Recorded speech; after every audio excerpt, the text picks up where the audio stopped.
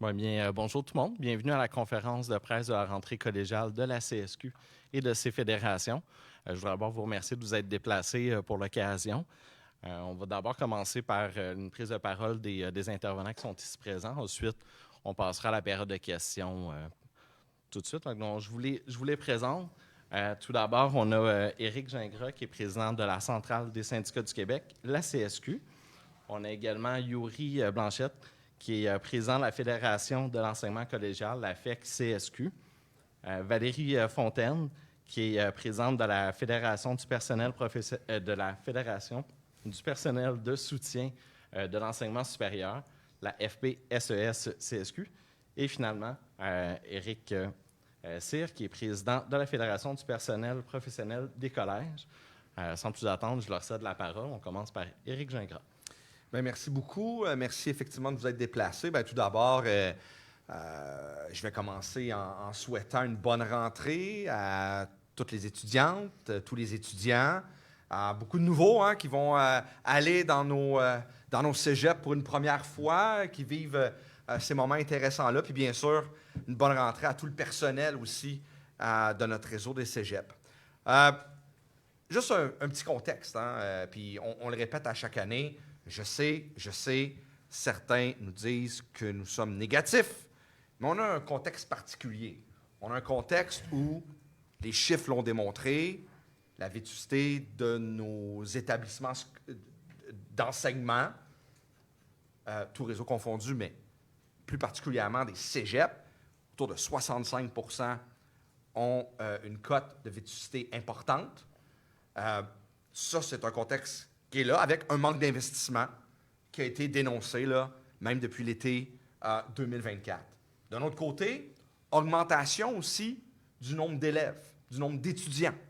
Très important, annoncé pour les prochaines années. Autre élément, l'importance de nos cégeps pour la vitalité de nos régions au Québec. Et ça, je pense que d'un point de vue politique, d'un point de vue social, cette vitalité-là est importante. Et finalement, dernier élément, un contexte où on a un gouvernement qui nous demande de nous serrer la ceinture avec des demandes là, de coupe au cégep, dans notre réseau collégial, de 150 millions. Tout ça, avec le contexte que je viens de nommer, vous voyez que ce sont des éléments qui ne s'additionnent pas, dans le sens où on ne peut pas être en mesure d'accueillir, d'améliorer notre réseau, d'accueillir plus de jeunes, avec, d'un autre côté, avoir des éléments comme des coupes comme ça.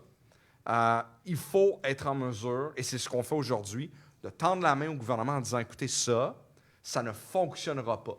Dans un contexte économique aussi, où on a besoin de former nos jeunes, ça a été nommé à plusieurs reprises, ça aussi, on ne peut pas additionner ça, ça soustrait, et tout ça, on arrive à la fin avec un manque à gagner important. Et ça, ce sont les étudiantes, les étudiants, les décideurs de demain, des jeunes qui participent à la vie de notre société, qui vont en faire les frais. Et je le dis comme ça, parce que bien souvent, puis je vais terminer comme ça, parce que je pense que c'est le plus important à retenir, bien souvent, les cégeps sont laissés pour compte. Bien souvent, on n'en parle pas. Parce qu'on n'a pas le cri des parents haut et fort, tant mieux, dans notre réseau scolaire. Ça n'existe pas au cégep. On a des jeunes qui les fréquentent bien souvent pour la première fois, qui ont 17 ans, 18 ans, 19 ans, qui se lancent dans la société, dans une formation, et malheureusement, on n'en parle pas assez. On procède à des coupures. Le gouvernement se dit, dans 2-3 jours, on n'en parlera plus, malheureusement. Et ça, je pense que c'est majeur. Alors, une main tendue au gouvernement en disant, non, ça, c'est le futur. Ça, c'est ce qu'on a besoin au Québec. Il faut réinvestir, comme on veut le faire ailleurs.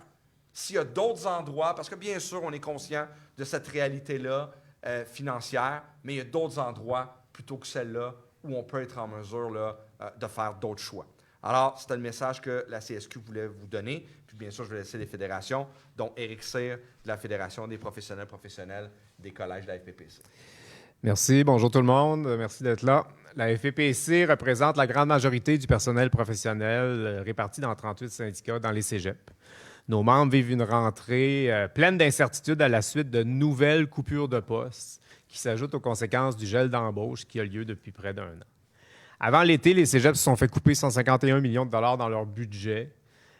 C'est pour l'année qui débute, au collégial. Puis nous, on n'a vu aucun réinvestissement à date, là. La coupure annoncée est entière. De plus, il est prévu que les cégeps accueilleront dans les prochains jours encore plus d'étudiantes et d'étudiants que l'an passé, mais avec moins de services à leur offrir.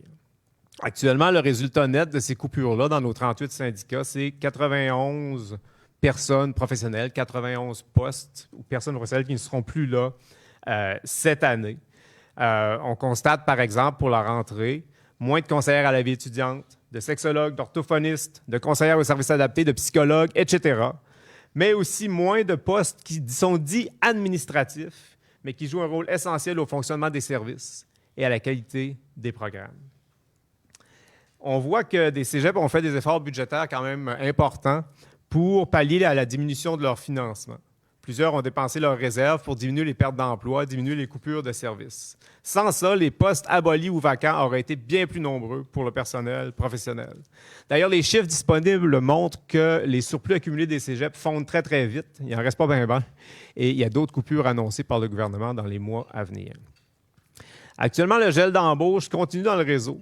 Donc, les diminutions actuelles de personnel professionnel dont je vous parle n'incluent pas les postes qui vont devenir vacants dans les prochaines semaines et qui souvent vont eux aussi être laissés vacants à cause du gel d'embauche. Après bientôt 1 an de ce régime-là, nos membres constatent une diminution de leur qualité de vie au travail. Ils s'inquiètent pour leur santé au travail parce que personne ne devrait se ramasser toute seule pour assurer la charge de travail d'un groupe d'employés. Les employés des cégeps méritent mieux que ça. Nos membres demandent mieux que ça. Vous savez, nous, on ne contrôle pas les remaniements ministériels, mais on demande un changement d'approche. Présentement, on vit une coupure historique budgétaire dans les cégeps et on se fait dire simplement que, dans le fond, les cégeps ont les moyens de l'absorber et de s'en passer. Bien, nous, on vous dit qu'en réalité, c'est toujours les étudiantes et les membres, le personnel, qui encaissent les coûts des coupures, des coupures de services et des coupures de financement. Ce sont ces personnes-là qui vont devoir s'en passer ou c'est payé au privé, alors que nos collègues ne pourront pas toujours faire plus avec moins. Donc, les programmes des cégeps sont populaires auprès des jeunes. Les diplômés collégiaux sont recherchés sur le marché du travail. Les cégeps contribuent au développement culturel et économique des régions. Donc, on demande au gouvernement de traiter le réseau collégial, ses étudiants et son personnel avec la considération qu'ils méritent en donnant aux cégeps les ressources nécessaires à leur bon fonctionnement. Je vais maintenant passer la parole à ma collègue Valérie. Bonjour tout le monde, merci d'être présent ce matin. Vous savez, chaque rentrée d'automne au collégial amène son lot de stimulation. Tout le monde est content de revenir à la communauté collégiale. On accueille les nouveaux étudiants, les étudiantes, on lance de nouveaux projets. Bref, c'est une période d'élan professionnel pour tout le monde. Cette année, malheureusement, l'enthousiasme a été un peu assombri avec le climat d'incertitude dans lequel on vit dans le réseau.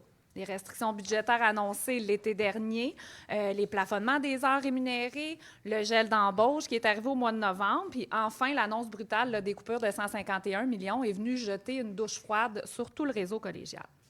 Du côté du personnel de soutien, on paye le prix à chaque fois qu'il y a des coupures budgétaires, puis c'est la capacité des cégeps à remplir leur mission qui s'en ressent. On a vite compris, quand l'annonce des coupures budgétaires a été annoncée, qu'on serait directement visé. Nos craintes se sont malheureusement confirmées juste avant l'été quand on nous présente le nombre de postes conservés ou coupés pour l'année à venir. Dans le réseau collégial, ça représente plus de 200 postes. Mais plus localement, pour la FPSES, ça signifie une coupure de plus de 50 postes ou projets spécifiques qui ont été supprimés pour le personnel de soutien. C'est sûr que les directions nous ont dit que ces postes-là étaient vacants pour la majorité.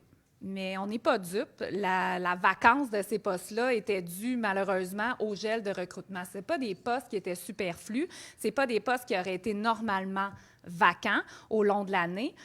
Puis, bon, les collègues en ont parlé. Là, on va culminer la hausse de la population et de la fréquentation de la population étudiante à la rentrée la semaine prochaine, alors qu'on a moins de ressources et qu'on offrira moins de services. Je pense qu'on a des sérieuses questions à se poser. L'année dernière, durant toute la session d'hiver, le personnel de soutien a dû redoubler d'efforts pour pallier au manque de ressources. Je pense que tout le monde a décidé de mettre la main à l'épaule à la roue et de dire que c'est correct, qu'on allait aider. Mais juste avant les vacances, j'ai eu la chance de rencontrer plusieurs membres qui m'ont dit être essoufflés, à être vraiment démoralisés à l'idée qu'il va y avoir aucune aide qui va arriver pour les services là, dès la rentrée. Éric l'a mentionné, la santé mentale puis le bien-être au travail de nos membres nous préoccupe profondément. Puis c'est sûr qu'on va suivre de près les départs hâtifs cette année, les départs en invalidité, parce que c'est hors de question pour nous, à la Fédération, que le personnel de soutien paie de sa santé pour compenser les mauvaises décisions du gouvernement. On nous accuse parfois, les syndicats, vous savez, de crier au loup. Mais permettez-moi de constater cette année que les directions aussi sonnent l'alarme sur les coupures qu'on vit. Elles craignent de ne pas pouvoir maintenir les services aux étudiants et aux étudiantes. Ces services-là sont pourtant essentiels à leur réussite, à leur intégration, mais aussi à la qualité là, de leur environnement d'études. Ces abolitions-là, on pourrait penser que ça touche juste le côté administratif, mais non. Il y a certains cégeps qui ont été plus draconiens que d'autres. Certains ont directement supprimé des emplois qui sont en contact direct avec les étudiants et les étudiantes, comme des techniciens en éducation spécialisée, les techniciens en travaux pratiques, donc les techniciens de laboratoire, des techniciens en loisirs, des interprètes en langue des signes et des ouvriers spécialisés. Vous savez, le parascolaire, on le dit souvent, ça fait partie intégrante de l'expérience collégiale. Et c'est particulièrement vrai pour les jeunes qui arrivent de d'autres villes, qui se retrouvent sans filet social, sans réseau, et où tout passe par le parascolaire. Donc, pour eux, c'est vital le maintien de ces services-là. Pour les ouvriers spécialisés, Éric l'a mentionné tantôt, il y a 66 de la flotte là, des établissements collégiaux qui sont vétustes. Alors, couper les postes des ouvriers spécialisés, c'est aussi grandement ouvrir la porte à la sous-traitance, mais aussi aux factures plus salées que de garder les emplois dans nos établissements. Comme mes collègues, je ne vais pas passer sous silence l'absence totale de Pascal Derry, notre ministre de l'Enseignement supérieur. On a demandé une rencontre quand les restrictions ont été annoncées. Silence radio, pas de réponse, puis pour nous, ça, c'est inacceptable. Il n'est pas normal de refuser de dialoguer puis de fermer la porte aux discussions. C'est sûr que des fois, on peut avoir des désaccords avec la ministre, mais on est là pour porter la voix de nos membres et ce serait bien de se donner la peine d'entendre nos arguments minimalement puis de prendre en considération nos décisions. Lorsqu'elle a fait des sorties publiques, elle s'est contentée de répéter les lignes toutes faites de son parti sans démontrer la moindre compréhension des conséquences de ses choix. Puis pour ces raisons-là qu'on a demandé sa démission au printemps dernier. Là, on le sait, il y a un remaniement ministériel qui a été annoncé. On ne peut pas décider pour eux, mais on souhaite qu'en enseignement supérieur, on nomme les bonnes personnes. Les personnes qui vont être capables de défendre leur dossier, de dialoguer, mais surtout d'être présents et accessibles pour tous les acteurs du réseau. On est aussi important que le réseau scolaire. On forme les travailleuses et les travailleurs de demain, mais aussi les citoyens de demain. Fait que cet automne, nous, on va se mobiliser. On va être présents dans les rassemblements pour dénoncer les coupures. Et la CAQ se plaît à remettre toujours la faute sur les gouvernements précédents. Mais ce qu'elle nous impose aujourd'hui, c'est vraiment des coupures d'une ampleur inédite. Fait qu'on ne restera pas silencieux face à ça. Votre fédération sera là pour vous. Le réseau collégial, les travailleuses et les travailleurs, ainsi que les étudiants et les étudiantes méritent beaucoup mieux. Bonne rentrée. Je passe la parole à mon collègue Yuri Blanchet, président de la Fédération de l'enseignement collégial. Merci Valérie. Bon, je commencerai tout d'abord par souhaiter une bonne rentrée collégiale à l'ensemble des personnels, mais particulièrement aussi aux enseignantes et aux enseignants du collégial, ainsi qu'aux étudiantes et étudiants qui vont s'asseoir sur les bancs d'école très prochainement. Je commencerai par vous dire que la FEC, elle aussi, est fortement préoccupée par l'ensemble des coups durs que subit le réseau collégial actuellement. Puis, ce que je vais dire dans mon propos recoupe tout à fait l'ensemble des thèmes qui ont été abordés par mes collègues, pour une raison bien simple. On ne travaille pas en vase clos, on travaille en équipe dans un cégep et chacun subit les contre-coups finalement quand ses collègues subissent des coupures. En ce qui concerne le personnel en enseignement, bien entendu, les coupures de poste nous touchent moins nous. Par contre, ce serait se mettre la tête dans le sable de penser que notre travail ne sera pas plus complexe ou ne sera pas plus difficile. simplement du fait qu'on va avoir moins de personnel pour nous appuyer dans l'enseignement, entre autres les techniciens et techniciennes en travaux pratiques, tout le personnel dédié aussi à la réussite scolaire. D'ailleurs, l'ensemble des coûts portés au réseau des cégeps se fait dans un contexte là, d'augmentation étudiante. Il y a 24 000 étudiantes et étudiants sont attendus d'ici les 5 prochaines années. C'est une augmentation importante, majeure en fait. Ce qui est absolument désolant, c'est que les nouvelles cohortes d'étudiantes et d'étudiants vont subir les contre-coups budgétaires des 151 millions de coupures parce que le gel de recrutement, le plafond des heures rémunérées qui est mis en place, qui lie les mains des cégeps pour répondre à la croissance des besoins personnels en énergie, en ressources aussi de fournitures, etc., aussi qui nuit aussi pour le maintien des actifs. Là, on le sait, ça a été aussi abordé par mes collègues, là, que la vétusté des bâtiments et les rénovations qui sont mises sur pause actuellement, quand on sait que plusieurs ont besoin de rénovations nécessaires, voire urgentes. Je rappelle que toutes les difficultés imposées au réseau collégial le sont sous le prétexte du retour à l'équilibre budgétaire. Nous vivons le gel de recrutement depuis novembre dernier, le plafond des heures rémunérées aussi, même chose, ce qui freine l'embauche et le remplacement des personnels. De plus, la coupe de 151 millions a été décrétée après l'annonce des budgets de fonctionnement au printemps dernier, qui nous annonçait une augmentation de 2,1 % des budgets de fonctionnement, ce qui était nettement très conservateur comme hausse. En mai, il nous a été annoncé plutôt une coupure à 0,3 % des budgets de fonctionnement. Et pour rappel, on aurait besoin actuellement d'en moyenne de 3 % d'argent neuf pour répondre aux besoins des collèges, aux besoins les plus primaires des collèges. Actuellement, c'est 3 % dont on aurait besoin. Donc, on fait le calcul, il y a un manque à gagner très important. On peut qualifier ça même d'hérésie de faire quelque chose comme ça avec l'explosion des coûts qui sont présentement la réalité dans le réseau. Rappelons que les besoins... non, ça, j'en ai parlé. Je ne parle pas ici, oui, c'est ça, les réinvestissements dont on aurait impérativement besoin pour l'ensemble des cégeps pour freiner la dégradation des installations. Parce qu'une chose est certaine, on ne voudrait pas une solution facile de téléenseignement pour pallier à cette dégradation des installations qui fait en fait comme résultante, c'est des fermetures de classes ou des pavillons aussi qui sont mis à risque d'être fermés.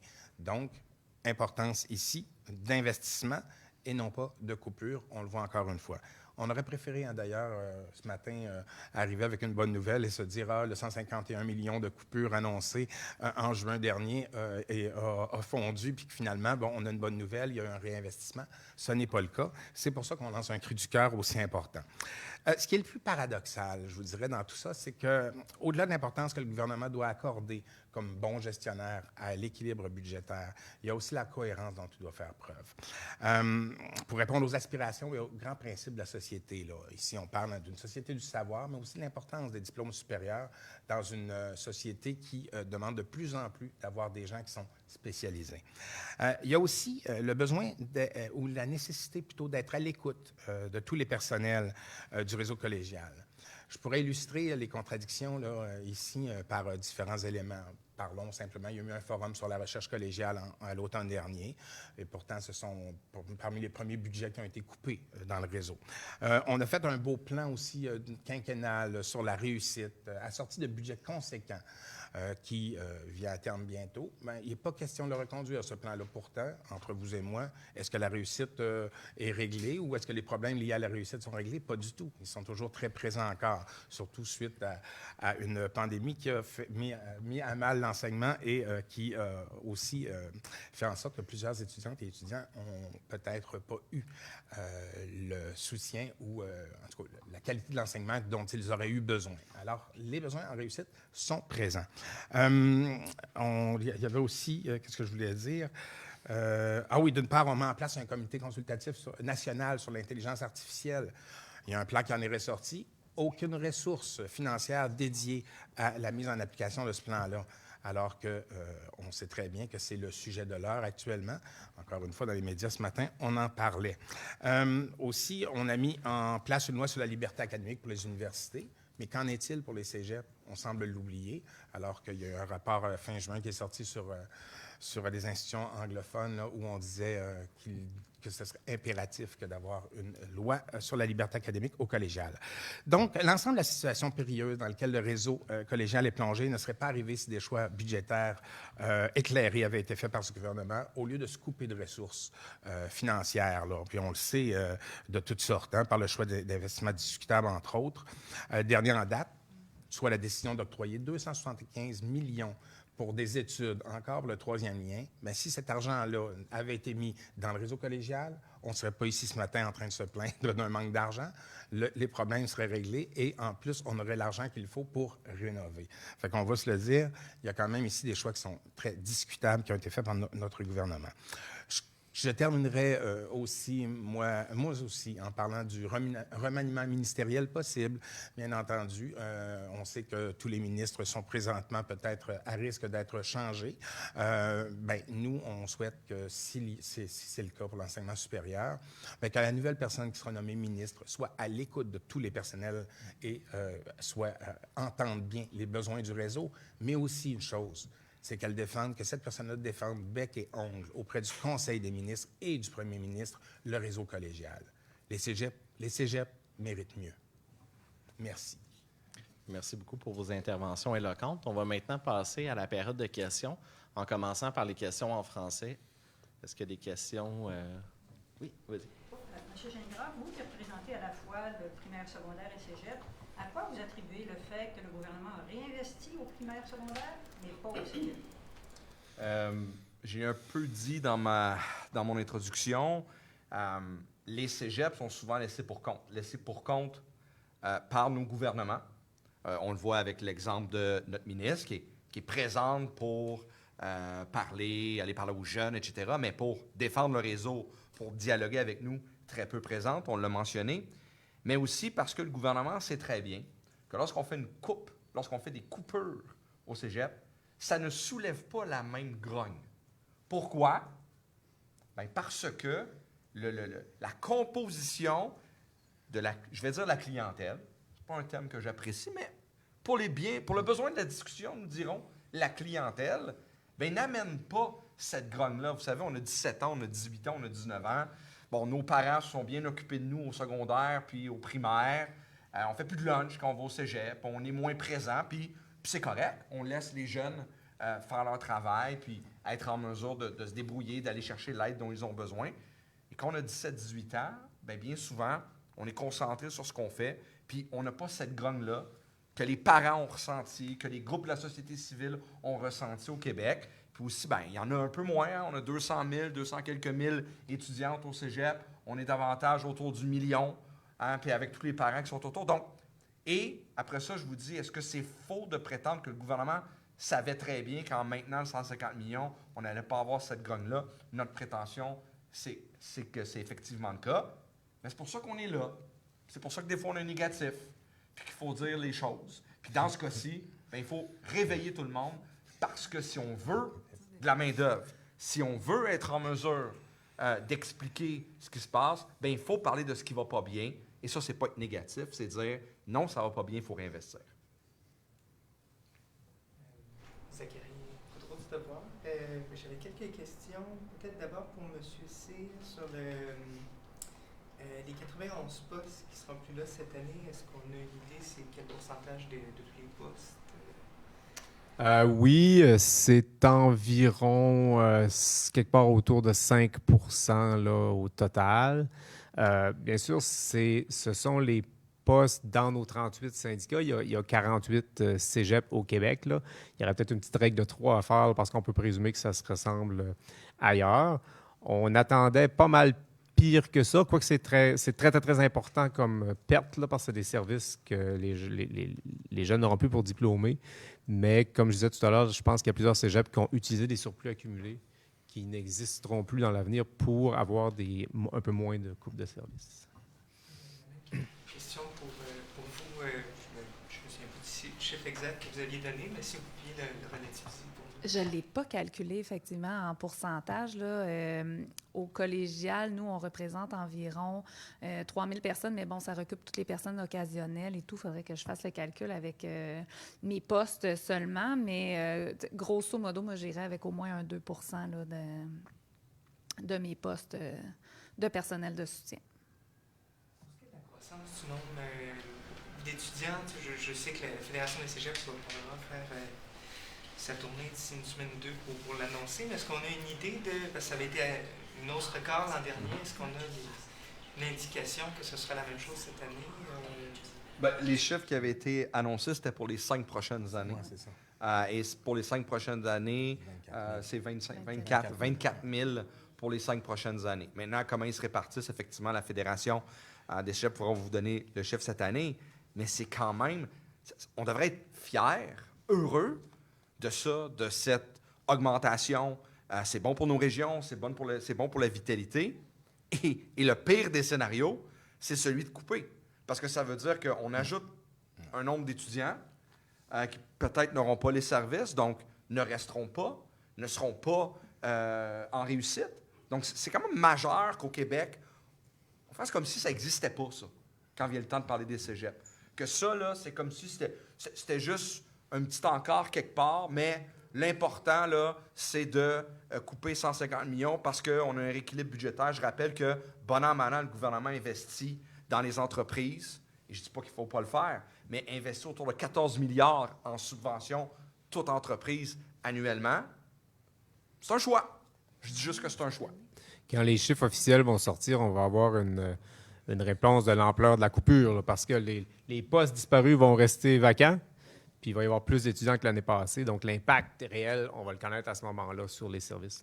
Bien, c'est important de rappeler aussi que ces postes-là ne reviendront pas avant des années.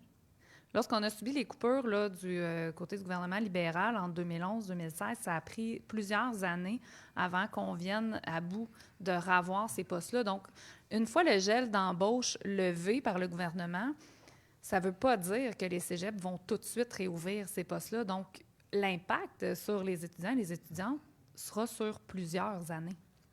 Ça, c'est important d'en parler. Vous avez parlé du remaniement ministériel. Par quelle intervention, divine ou non, un nouveau ministre va avoir une vision différente de celle de Mme Derry? Parce qu'il va venir du même parti, il va avoir le même premier ministre. Donc, qu'est-ce qui va changer tout ça? Effectivement, on ne se met pas la tête dans le sable. On est très, très conscient que peu importe la personne qui sera nommée à l'enseignement supérieur, ce sera une personne qui tiendra les lignes de son parti, donc les lignes de la CAQ, les lignes d'avoir des budgets assainis, de redresser les finances publiques. Mais on ose espérer, intervention divine, je ne sais pas, on ose espérer qu'il y aura une personne sensée qui aura à cœur notre réseau collégial, hein, qui est un joyau québécois, puis qui pourra peut-être donner un petit tour de roue. Je pense qu'on est dû en enseignement supérieur. On ne l'a pas eu facile dans les dernières années au niveau de notre ministère de l'enseignement supérieur et des personnes nommées. Puis je pense qu'on est dû pour avoir une personne qui est capable de se battre bec et ongles pour défendre tous les acteurs du réseau. Je ne veux pas vieillir aucun d'entre vous, mais par rapport à votre temps au cégep, les jeunes qui rentrent maintenant, est-ce qu'ils ont une meilleure formation que vous ou pire?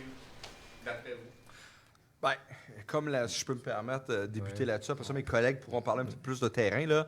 Nous, on représente aussi le réseau de l'éducation primaire, secondaire à la CSQ. Et c'est certain que lorsqu'on entend nos collègues du réseau scolaire nous dire comment les jeunes ont plus de difficultés, nous dire comment ils ont besoin de plus d'aide et que bien souvent, l'aide n'est pas là parce que la pénurie, parce que les coupures, etc., puis on pourra en reparler. Bien, c'est sûr que je vais laisser mes collègues parler, mais on fait juste penser à ça. Donc, lorsqu'ils arrivent, bien, les outils qu'ils devraient avoir ne sont pas nécessairement toujours là parce que le réseau scolaire... Puis, c'est pour ça qu'à la CSQ, quand on parle d'avoir une grande réflexion en éducation, la petite enfance à l'enseignement supérieur, ce sont des vases communicants. Il va falloir un jour au Québec qu'on arrête de se dire que ça prend... Hein, on a un gouvernement qui nous dit depuis 7 ans, nous, on ne veut pas réfléchir, on veut agir. Clairement, ça n'a pas tant fonctionné. Je le dis comme ça. Il va falloir s'asseoir et dire santé, éducation primaire secondaire, enseignement supérieur collégial, services sociaux. Arrêtons de travailler en vase clos. Qui fait quoi? Comment est-ce qu'on le fait? Puis go, on y va. On serait peut-être dû pour ça. En tout cas, à la CSQ, on pense qu'on l'est. Si je pouvais ajouter... Veux-tu aller, Yuri? Bien, si tu permets. Oui, justement, je permets. Merci, Éric. Bien, en fait, c'est ça. Je ne crois pas que nos étudiants soient moins bien formés parce qu'il y a du personnel qui tient ça à bout de bras puis qui se donne corps et âme, qui se dévoue pour ça. Mais ce que vient de dire Éric Gingras est très important, c'est que les étudiantes et les étudiants qu'on reçoit ont peut-être plus de difficultés ou de problèmes à l'arrivée dans le réseau collégial que nous, quand on y est passé. Ça, c'est certain. Mais le fait est que de ne pas offrir de soutien financier, en personnel, en ressources, ou de le couper de plus en plus, bien, ça met à mal les personnels aussi, parce qu'on a parlé tout à l'heure, mon collègue Éric Cyr parlait même de la santé mentale. Bien, il y a ça aussi, c'est qu'il y a des effets aussi chez le personnel. Donc, on réussit quand même à bout de bras à bien former nos étudiantes et nos étudiants. On réussit, c'est pas des diplômes à rabais qu'on donne, ça c'est clair, ça c'est assuré. C'est des gens bien formés qui sortent de nos écoles, de nos institutions, mais reste néanmoins que le personnel, lui, en souffre. Et puis a des impacts réels des coupures qui sont appliquées. Ce ne sera pas long, je veux répondre à cette question-là. Je pense que les formations primaires et secondaires ont beaucoup évolué. Là. Par exemple, nos étudiants maintenant sont meilleurs en communication qu'ils auraient été il y a 30 ans, etc. Mais où ça a vraiment changé beaucoup, que nous, on remarque au collégial, c'est que ces jeunes-là ont de plus en plus des diagnostics et ont obtenu un suivi au primaire, au secondaire. Donc, on reçoit le taux de passation du secondaire au collégial a augmenté au Québec. Il y a plus d'étudiantes qui terminent au secondaire qui s'inscrivent au collégial. Mais le taux le pourcentage de ces étudiants-là qui ont toutes sortes de diagnostics, qui demandent des services spécialisés, a vraiment explosé. Là. Je vous parle, un cégep moyen, en 2004, il pouvait en avoir 10. Maintenant, il y en a des centaines qui arrivent avec des diagnostics qui, idéalement, sont accompagnés par des services qu'ils ont obtenus au primaire secondaire. Quand on coupe au collégial, qu'est-ce qu'on coupe principalement? Du personnel professionnel, du personnel de soutien, des libérations pour des enseignantes et des enseignants qui, justement, accompagnaient souvent tous les étudiants, mais souvent ce groupe-là. On parle de manque de main-d'œuvre spécialisée, on parle de diplomation, on parle de réussite. Quand on coupe au collégial, c'est là-dedans qu'on coupe. La question, c'est pour M. Cyr, Mme Fontaine. Au début de l'été, vous avez perdu votre cause devant le tribunal par laquelle vous contestiez le gel du recrutement et ses effets pour une raison de délai. Je voudrais vous entendre tous les deux là-dessus. Parfait. Bien, je vais débuter. Effectivement, on a été très déçus de la décision. Mais bon, une décision est une décision. Donc, on vit avec. Malgré ça, on continue de penser que le gel d'embauche va à l'encontre des conditions qu'on a, dans le fond, négociées tout juste avant que le gel soit décrété et pour lequel le gouvernement ne nous a jamais adressé la problématique là, en négociation, alors que, comme la négociation a duré quand même 1 an et demi, je pense qu'il y aurait eu le temps de mentionner que pour l'année à venir, il y avait peut-être des problématiques là, et on aurait pu en discuter à la table de négociation. Donc, on maintient le fait que notre plainte était correcte et que le gouvernement va à l'encontre de nos conditions de travail qui sont négociées. Puis, si je peux ajouter quelque chose sur le délai, nous, à la FPPC, on a déposé des preuves, des courriels, etc. On était convaincus de ne pas être hors délai. Le tribunal a décidé autrement. Mais on demeure convaincus. Excellent. S'il n'y a pas d'autres questions, ceci mettrait fin à la conférence de la rentrée collégiale. Ah oui, excuse-moi, je t'avais pas vu. Il n'y a pas d'autre. Juste avant les questions, on peut avoir comme les faits saillants en anglais, just so we have it kind of why you're here today, the importance of being here, please. Non, non, c'est bien. Ben, c'est ça, c'est pas ça que... Oh, no, they're all, he's good. C'est They're super all bon, good. vas-y. Yeah, we will. We will. Vas-y, Eric. You want me to try it? Okay. Well, we're here because last spring there was a historic major cut in the funding of CEGEPs, like $151 million, and there's been no reinvestment during the summer, so the cut is still there. So the members of our unions are starting this new year with less help, less people to work with them. Students are coming into CEGEPs with less services, and those services are needed for many of them to succeed and get a diploma. So we're here today to give, for example, numbers of people that were there last year that are not there anymore. Like in our for example, for my federation, we have 38 unions, and there's 91 professionals that have been let go since last May. So there's going to be a big impact. Just to give you some examples, psychologists, all kinds of professionals that give services to students, and also some administrative positions. But these positions were very important for the quality of services and programs. It's not like, oh, they're administrative, so we can work without them. It's not true. They were there for a very good reason. So we're here today basically to ask the government to respect students and employees that are there and give CEGEPs enough money to work properly and offer those services. And finally, I would say that when there are cuts, it's always the students and the employees that are left that bear the brunt of those cuts. And we don't want to go through that again. And we're asking the government to make sure that students don't have to, for example, pay for those services in the private sector, or for employees to get sick on the job because now they have to do the work of 4 other employees that were there before. So we're here to ask the government to properly fund CEGEPs. And in terms, I think you said in the press release, morale is down. This is something that you're hearing from professors on the ground. What are they saying? Well, they don't know how the year is going to go because there's less people, there's more students, there's less resources. So it's going to be a wait and see. It's the worst start for a CEGEP year in many years. Of course, there was the pandemic, but in terms of resources versus the students that are there, of course, morale is down. If I may add, just we're here today too because actually, when it comes to budget cuts in CEGEPs, people don't care, and that's a major thing. People that work in CEGEPs. You mean in the population? Yeah, that's it, of course. People that work in CEGEPs, they do care. Students, well, they're 17, they're 18, they're 19. They see it, they live it. But when it comes to the population, nobody really cares because they don't know how it affects their kids, because it's not a 6-year-old kid that the parents is gonna say every morning, every night, what happened. When you're 17, you're 18, you do your thing. And I think the government uses that to make budget cuts, to make sure that in 2 or 3 days, no one is gonna talk about it. But we're here to talk about it.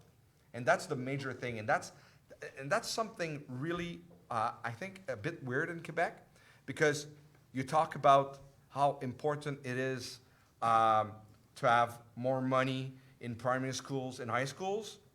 And like my colleagues say, but those kids after, because we need people that are going to be skilled, they go to CEGEPs and maybe to university after that. And it's like, we don't talk about it. And I think that now, and that's why La CSQ wants to have a huge reflection, a huge moment to think about what we want to do with education in Quebec. And that's what we're here. Actually, that's one of the things. And we're actually saying to government, whoever you put in charge, you're going to have to talk with us, because we got issues, of course, but we actually have good things to say that comes from teachers, that comes from other categories of workers, and we have things to say. Madame Fontaine, if I can ask you also in English, are you comfortable in English? Yeah. Yes, okay. You mentioned in French that the support network for students can sometimes be overlooked. Can you tell us the importance of the support staff? Because I understand that when there's cuts, they usually go for support staff before teachers, but there's an impact with that too. For sure, there's an impact, because we're not there for nothing. We're there actually to help teachers. We're there to help professionals, but we're also there to make contacts with the kids that are coming to the CEGEP. When they arrive, they're 17, 16, 18. They're kind of young. They need support. They have special needs, like And then we're cutting for special ed technician, we're cutting informatician, we're cutting like all those support staff who are there to make like the machine work. It's not only administrative employees. We're there to be part of the life of the students who are coming to the Cégep. If you think in technicien en loisir, they're there to make activities, not only during like not during on the day. It's maybe activities by night to make sure those students are coming from other cities and they are alone in their new cities can have some kind of networking with the others and meet people and have a social life out there, out of the Cégep. And we're cutting all that. Non. OK. Une question que je vais vous poser dans ce cas-là en français. Je m'occuperai de la traduire pour 5 secondes. OK. Comment va le recrutement de professeurs? Est-ce qu'on fait face aux mêmes problèmes qu'au secondaire où les gens abandonnent la profession ou disent « on ne tente plus ». Bien, il y a un gros roulement, effectivement. Il y a beaucoup de roulement dans le recrutement des enseignantes et des enseignants. Donc, comme au secondaire, là, ce qu'on vit, c'est-à-dire que le 5 ans, c'est ça en moyenne, là, c'est à peu près 5 ans dans les classes, puis il y a beaucoup de gens qui retournent travailler ailleurs par la suite. Donc, il y a énormément de roulement. Ça, s'il y a une chose qui est en jeu, c'est qu'en fait, on n'offre pas de bonnes conditions de travail. Puis actuellement, dans le stress et les conditions très difficiles d'enseignement, d'emploi, qui demandent une surcharge énorme de travail, bien, on épuise notre monde. Fait qu'effectivement, il y a beaucoup de roulement et c'est difficile de maintenir en place, de garder de nouvelles enseignantes et de nouveaux enseignants. Est-ce qu'il y a des classes particulières, je ne sais pas, pour sciences, langue, français, anglais, où c'est particulièrement prononcé? Oui, particulièrement prononcé dans certains domaines. Soins infirmiers, c'est pas nouveau, ça fait longtemps, mais ça s'est exacerbé encore plus. Soins infirmiers, ça c'est clair. Informatique, c'est un domaine aussi très difficile, grosse compétition avec le privé aussi, puis des conditions de travail qui n'ont rien à voir avec celles du public. En administration aussi, très difficile de maintenir les personnels et certains programmes spécialisés, de techniques spécialisées. Là. Merci beaucoup. À ce point-ci, il ne serait pas faux de dire qu'il n'y a plus d'autres questions. En vous remerciant chaleureusement là, de votre présence, ceci mettrait fin à la conférence de la rentrée de la CSQ et de ses fédérations du réseau collégial. Merci beaucoup. Merci, Étienne. Merci. Merci.